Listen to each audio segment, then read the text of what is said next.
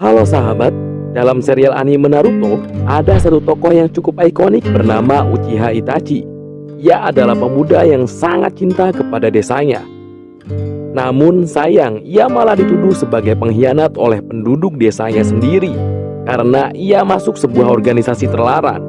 Kisah hidup Itachi ini agak mirip dengan kisah seorang pemuda yang jasanya sangat besar bagi Republik Indonesia. Bahkan ia juga dijuluki sebagai Bapak Republik Indonesia. Siapakah dia? Kita mengenalnya sebagai Tan Malaka. Namun sayang, jasa besarnya seakan dilupakan oleh bangsanya sendiri karena keterlibatannya dengan organisasi komunis. Bagaimana kisah lengkapnya? Simak video ini sampai habis agar tidak ada kesalahpahaman. Tapi sebelum lanjut ke pembahasan, ingat juga untuk menekan tombol berlangganan. Bantu bangun channel ini agar bisa terus berbagi informasi seputar sejarah dan konspirasi di dalamnya. Baik, mari kita mulai pembahasannya.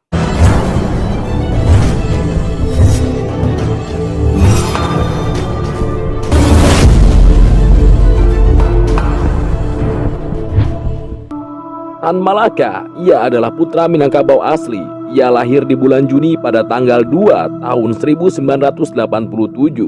Nama lahirnya adalah Sultan Ibrahim. Orang-orang lebih mengenal nama gelar istimewanya ketimbang nama aslinya. Datuk Tan Malaka adalah gelar istimewa yang diberikan melalui upacara adat Minangkabau. Tan Malaka lahir di sebuah nagari yang bernama Pandam Gadang, Suliki, 50 kota Sumatera Barat. Ayahnya bernama Rasat Caniago dan ibunya bernama Sinah Simabur. Lahir dari keluarga bangsawan yang menjadi pegawai pertanian Belanda membuat kehidupannya sedikit lebih baik dari masyarakat kebanyakan. Tetapi tetap saja dalam banyak hal keluarga Tan Malaka sama dengan keluarga lain di desanya kala itu.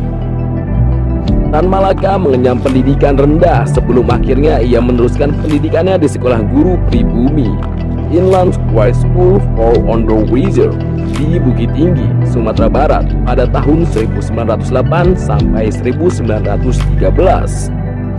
Tan Malaka terkenal sangat cerdik dan begitu berbakat semasa sekolah. Karena hal itu, gurunya yang bernama Giha Horensma merekomendasikannya untuk lanjut sekolah di Belanda dengan bantuan dana sekitar Rp50 per bulan. Akhirnya, pada usia 17 tahun ia berangkat ke Belanda untuk melanjutkan sekolah di Sekolah Pendidikan Guru Pemerintah di Haarlem, Belanda. Pada masa inilah ia bersentuhan dengan paham revolusi. Ia mulai tertarik dengan isu revolusi setelah ia membaca buku The French Revolution atau Revolusi Prancis. Kegemarannya dengan isu revolusi semakin menguat pasca revolusi Rusia pada bulan Oktober 1917. Tan Malaka pun mulai membaca buku-buku yang beraliran sosialis dan komunis. Ia sangat menikmati karya-karya Karl Marx, Friedrich Engels, dan Vladimir Lenin. Bacaan itulah yang mempengaruhi sikapnya pada Belanda. Ia mulai menaruh sikap anti terhadap kapitalisme dan feodal, juga kolonial. Setelah mengenyam pendidikan di Belanda, pasca Perang Dunia I, ia kembali ke kampung halamannya di tahun 1919. Di sana, ia menjadi guru bagi anak-anak kaum buruh dan tani. Paham-paham Marxis dan sosialis sudah melekat pada dirinya, sehingga ia mulai menaruh minat pada percaturan politik Indonesia. Ia mengaplikasikan ilmu yang ia dapat semasa ia sekolah di Belanda. Ideologi kiri yang ada pada dirinya membuat pikiran dan gagasannya semakin radikal dalam artian yang positif. Aksi politik yang ia lakukan pertama kali adalah pemogokan buruh di Sumatera. Kepiawaian dan kecerdasannya dalam politik membuatnya dilirik oleh sebuah partai yang beraliran komunis pada kala itu. Hingga akhirnya pada tahun 1921 ia diangkat menjadi ketua Partai Komunis Indonesia. Akibat keterlibatannya dalam Partai Komunis dan ideologinya yang condong ke arah Marxis lah yang membuat ia dianggap sebagai orang yang ateis dan anti Tuhan. Sehingga di tahun 2014 silam ada sekelompok orang yang mencoba membubarkan acara diskusi buku yang berisi tentang kisah Tan Malaka. Tak sampai di situ, Bahkan buku-buku Tan Malaka pun sempat masuk dalam daftar buku terlarang karena beraliran kiri. Padahal, jika kita mau mendalami sedikit tentang Tan Malaka, kita akan tahu bahwa Tan Malaka bukanlah seorang komunis. Ia malah dimusuhi oleh orang-orang komunis, seperti perselisihannya dengan Musso, karena ia menentang pemberontakan PKI yang dipimpinnya kala itu. Seperti sudah kukatakan sebelumnya, ia memang sempat masuk partai komunis, bahkan pernah jadi ketuanya. Tapi setelah tahun 1926, ia mulai tak sepemikiran dengan partainya. Ia menentang sikap partai yang melakukan pemberontakan.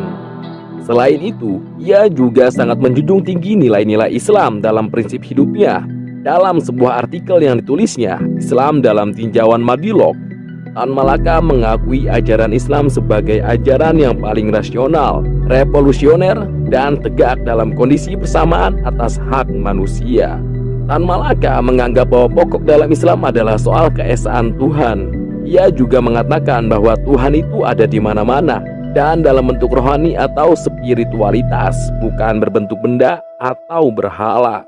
Terkait pandangan Tan Malaka terhadap ajaran Islam, Harry Epus menyatakan, Tan Malaka itu tetap mengaku sebagai orang Islam meski dia punya pandangan Marxis. Sikap ini pernah ia tegaskan di depan rapat terbuka di sebuah wilayah di Jawa Timur. Di situ Tan Malaka menyatakan kalau di depan Tuhan dia akan mengaku sebagai orang Islam. Namun ketika ditanya di hadapan massa, ia menyatakan sebagai orang yang berpandangan Marxis. Bahkan ada sebuah sumber yang mengatakan jika Tan Malaka pernah ikut berperang di Palestina untuk membela kemerdekaan Palestina. Namun hal ini masih menjadi perdebatan. Faktanya kala itu ketika pergi dan pulang ke Belanda, kapalnya sempat singgah di Port Said. Tahu, itu hanya sekedar singgah yang singkat, yakni hanya 12 jam. Jadi agak sedikit keliru jika menaruh stempel anti Tuhan dan anti Islam pada pribadi Tan Malaka. Apalagi stigma itu diberikan hanya karena Tan Malaka pernah terlibat dalam partai beraliran komunis. Perannya dalam perjuangan kemerdekaan Indonesia pun tak sedikit. Bahkan ia telah lebih dahulu menuangkan gagasannya terkait bentuk negara Indonesia. Dalam kerangka imajinasinya itulah nama Indonesia mulai diperkenalkan. Ya, dia yang pertama menggunakan kata Indonesia sebagai entitas politik sebuah negara. Hal itu ia tuangkan dalam bukunya yang berjudul Menuju Indonesia Merdeka. Buku ini juga yang kemudian menjadi inspirasi bagi Muhammad Hatta. Buku lain Tan Malaka yang menjadi inspirasi bagi tokoh kemerdekaan lain adalah Naar de Republiek Indonesia atau Menuju Republik Indonesia. Karena buku inilah ia dijuluki sebagai Bapak Republik Indonesia. Tak sampai di situ, perjuangan Tan Malaka dalam upaya mewujudkan kemerdekaan Indonesia pun dilakukan dengan cara mengikuti aktivitas-aktivitas politik internasional. Karena itu, pihak kolonial Belanda mengusirnya dari Belanda. Karena ia secara terang-terangan menentang kolonialisme, bukan hanya di Indonesia. Pengaruh perjuangan Tan Malaka juga menyebar di hampir seluruh Asia Tenggara. Bahkan di masa kedudukan Jepang, ia sampai mendirikan Hukbong Bayan Lapan Sahapon atau pasukan rakyat anti Jepang yang bermarkas di Filipina bersama Louis Taruk. Pengaruh Tan Malaka juga sampai menyentuh negeri tirai bambu. Ketika dia di Hong Kong, dia pun mengorganisasi gerakan perlawanan anti Partai Kuomintang. Tak tanggung-tanggung, kiprahnya melebar hingga masuk ke dalam wilayah negeri Cina, yakni sampai ke wilayah Shanghai dan Amoy. Karena pengaruhnya yang besar, ia pun dijuluki sebagai Che Guevara Indonesia. Meskipun julukan ini agak kurang tepat. Yang lebih tepat, Che Guevara adalah Tan Malakanya Amerika Latin. Sebab pengaruh dan sepak terjangnya lebih dahulu Tan Malaka ketimbang Che Guevara. Namun, jasa-jasa Tan Malaka seakan dilupakan oleh republik yang dibangunnya. Bahkan namanya tak masuk buku sejarah di sekolah. Hal ini membuat masyarakat Indonesia tak mengenal dirinya. Sosok Tan Malaka adalah sosok yang sangat misterius bagi kebanyakan masyarakat Indonesia. Kalinya mengenal, ia dituduh sebagai komunis dan ateis. sangat miris. Tan Malaka merupakan sosok yang tertutup. Terlebih, ia dianggap berbahaya oleh pemerintah kolonial. Ia merupakan salah satu pejuang kemerdekaan yang menggunakan revolusi sebagai alat perjuangan. Sebagai tokoh pejuang, ia memberikan contoh kepada bangsa ini tentang berjuang dengan sangat militan dan radikal. Akan tetapi dengan penuh pertimbangan, dengan jiwa revolusioner yang sangat kuat. Ia percaya bahwa kemerdekaan dapat direbut dengan cara melawan penjajah tanpa sebuah perundingan. Karena itu, ia mengatakan sebuah slogan yang sangat terkenal hingga hari ini, "Merdeka atau mati." Slogan itu adalah slogan yang dibuat oleh Tan Malaka. Pada pecahnya revolusi tahun 1945, Tan Malaka tak sepakat dengan kebijakan yang terlalu hati-hati dari kepemimpinan Republik Indonesia, yakni Presiden Soekarno dan Wakil Presiden Muhammad Hatta. Ia lebih suka memobilisasi massa dengan bentuk perubahan revolusioner. Tan Malaka menjadi tokoh sentral dalam Persatuan Perjuangan Radikal menuntut kemerdekaan 100%. Karena itu, ia dituduh berusaha menggulingkan negara dan dipenjara sejak Maret 1946 hingga September 1948. Ketika Muhammad Hatta membebaskannya untuk memperkuat kekuatan anti-PKI, Tan Malaka tetap menjadi pengkritik lugas atas praktik negosiasi Republik dengan Belanda. Pada tahun 1948, di bulan November, ia mengkampanyekan partai baru bernama Murba. Tan Malaka terus menggaungkan perlawanan pada sikap pemerintah Republik setelah agresi militer Belanda kedua. Ia menganggap Soekarno dan Hatta telah menyia-nyiakan hak-hak mereka sebagai pemimpin karena terus-menerus menerima tawaran diplomasi dari Belanda.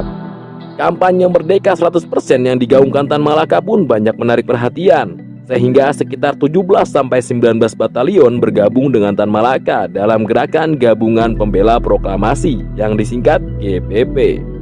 Namun gerakannya itu dianggap ancaman bagi pemerintah, sehingga ia diburu dan dikejar. Ia dan GPP pun kerap berpindah-pindah markas saat ia berpindah ke arah selatan Jawa Timur ketika sedang menyusuri Gunung Wilis.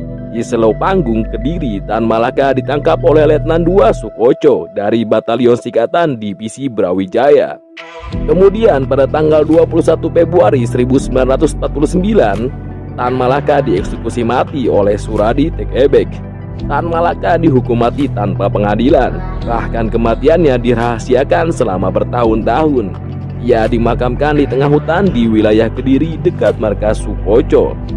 Tan Malaka, Bapak Republik yang mati di tangan tentara Republik yang diperjuangkannya sendiri. Baik, sampai di sini dahulu kisah tentang Tan Malaka. Kisah yang sangat tragis dan juga mengharukan. Dia yang berjuang namun tak pernah dianggap. Jika ada kisah atau peristiwa sejarah yang ingin dibahas, silakan ketikkan di kolom komentar. Sekian dulu pembahasan kita kali ini. Jika kamu suka dengan video ini, bagikan ke teman-teman, kekasih dan sahabatmu ya. Ingat juga untuk menekan tombol berlangganan agar channel ini bisa tetap berbagi informasi seputar sejarah dunia beserta mitos dan konspirasi di dalamnya. Terima kasih dan sampai jumpa di video selanjutnya.